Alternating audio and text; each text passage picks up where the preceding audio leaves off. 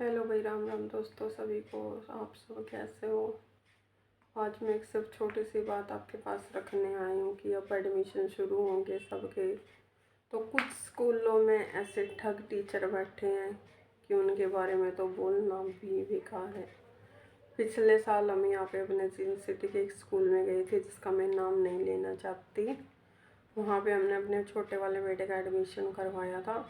वहाँ पे annual function charges fees के साथ उन्होंने 1 मंथ के 8,000 रुपये लिए थे और बोला था कि बिल्कुल सही पड़ेगा, कोई दिक्कत नहीं आएगी। अगले ही दिन मैं अपने बेटे को छोड़ने स्कूल में गई थी। वहाँ पे टीचर ने बोला, मैडम आपको कोई दिक्कत नहीं है। मेरे घर से काफ़ी दूर पड़ता था तो मैं ऑटो में गई थी क्योंकि मेरे हस्बैंड उस दिन बाहर गए हुए थे। तो उस दिन फिर मैं वहाँ पे स्कूल में गई तो मैडम ने बोला, मेरे से बिल्कुल भरोसा दिलाया कि बिल्कुल भी आपको कोई प्रॉब्लम नहीं है। फर्स्ट डे था मेरे बेटे का कि अगर कोई भी प्रॉब्लम हुई या ये रोया, हम आपके पास फ़ोन कर देंगे, आप इसको लेके चले जाना। उस दिन 2 घंटे तक वेट करती रही मैं, मेरे पास कोई कॉल नहीं आया मैडम का। तो मैंने सोचा कि शायद बेटे का बच्चों में दिल लग गया होगा, तो शायद इसलिए उन्होंने कॉल नहीं किया होगा। लेकिन जब मैंने देखा, जब मैं वहाँ पे उसको लेने गई तो मेरी आदत हो चुकी थी तब तो वीडियो बनाने की, तो मैंने कैमरा उठा लिया। मतलब इतने बुरे तरीके से मेरा बेटा चीखता हुआ आया था कि मैं बता नहीं सकती ना। मैं यहाँ पे उसको डालूंगी वीडियो को। तो चीखता हुआ आया, यहाँ से आंखें सुजरी उसकी, यहाँ से सुजरी, इतनी बुरी हालत थी मैं बता भी नहीं सकती। फिर कोई हेल्पर थी जिसने बोला कि आप इस बेटे को यहाँ से ले जाओ, स्कूल में मत रखो। तो फिर मैंने बोला मैडम को, मैंने कहा मैडम मेरे पास कॉल क्यों नहीं किया आपने? बोला जी यहाँ पे फ़ोन अलाउड नहीं है। मैंने कहा पहले तो आपने ऐसे कहा था जब हम फर्स्ट डे 8,000 रुपये दे के गए थे फीस के, एडमिशन के, सब चीज़ों के, कि कोई भी प्रॉब्लम आपकी आएगी या बच्चे का दिल नहीं लगा या ये रोया तो हम फ़ोन करेंगे। तो फिर आप लोगों ने क्यों नहीं किया? तो बोले मैडम फ़ोन अलाउड नहीं है, ऐसे तो बच्चा करता ही है, 3-4 दिन तो लग जाते। मैं मानती हूँ 3-4 दिन लगते, लेकिन पहले दिन तो उनको फ़ोन करना चाहिए था। मैं वेट करती रही, फिर मैं चली गई। हेल्पर ने मेरे को ऐसा बोला, आप इसको यहाँ से ले जाओ। मैडमों ने बहुत कोशिश की। जब मैंने कहा कि आपके ही स्कूल की एक मैडम ने जो आपके साथ हेल्पर लगी हुई है, बहुत सारी थी, 8-10 थी कम से कम, उन्होंने बहुत कोशिश की मेरे से जानने की किसने बोला है, किसने बोला है, लेकिन मैंने बताया नहीं क्योंकि मैं नहीं चाहती थी इससे मेरे बच्चे के लिए बोला कि मैडम आप इसको ले जाओ, यहाँ पे ये बच्चा ठीक नहीं रहेगा। मैं नहीं चाहती थी मेरी वजह से किसी की नौकरी जाए या किसी पे बात आए। उसके अगले दिन हम वापस, जैसे ऐसे उतरने की फ़ीस दे दी थी हमने 8,000 रुपये। वहीं पे मेरे देवर का बेटा पढ़ रहा था सेम क्लास में, उसी वजह से हमने करवाया था। तो मैंने वहाँ पे पिछले साल बोला था कि अगर अगर बोले कि हमको तो आपने पैसे नहीं दिए, आपने तो ऑनलाइन किए थे, वो तो स्कूल के रिकॉर्ड में चले गए, उसमें चले गए, ये चले गए, वो चले गए। ऐसे बोला प्रिंसिपल, हमारे कौन सा हाथ में पैसे दिए थे आपने? मेरे पास 3 स्लिप थी उसकी स्कूल की, 2,000 रुपये इस चीज़ के स्टार्टिंग के, 3,000 इसके, ऐसे करके उन्होंने 8,000 रुपये हमारे से ले लिए थे। तो फिर सर का मतलब ये रवैया देखे, पहले तो वहाँ पे मैडम ने बात ही नहीं करनी थी। बात बड़ी मुश्किल से मैं प्रिंसिपल के ऑफिस तक पहुँची। वहाँ पे पहुँचने के बाद मैंने प्रिंसिपल से बात की तो उनका रिएक्शन ये था, हमारे को तो पैसे दिए ही नहीं आपने, वो तो स्कूल के उसमें गए हैं, फंड वगैरह में जो भी होता है।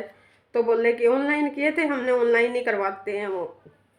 तो मैंने बोला चलो ठीक है, आप पैसे वापस नहीं कर रहे हो। मैंने उनसे ये भी बोला कि चलो ठीक है, 2-3 हज़ार जैसे काट के बाकी पैसे वापस कर दो। बोले नहीं हमारे पास तो नहीं है, ऐसे नहीं होता जी, ऐसे कभी नहीं होता।